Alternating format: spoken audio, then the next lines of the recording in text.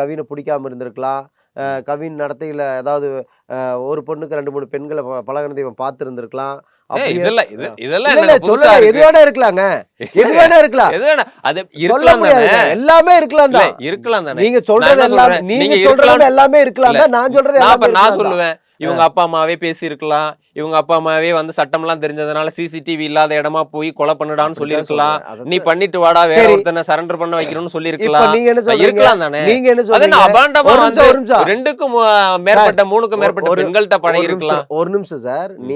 நீங்க எப்படி போட்டோலாம் இருந்துச்சு காமிச்சோன்னே அந்த பொண்ணு வந்து ஆமா நான் லவ் பண்ணது உண்மைன்னு சொன்னுச்சு. அதே மாரி இந்த பையனோட போட்டோஸ் 2, 3 போட்டோஸ்லாம் வந்துச்சே. பார்த்திருப்பீங்களா சமூக வலைத்தளங்கள்ல. ஐடி கம்பெனில போட்டோஸ் வர்றதுன்றது என்ன?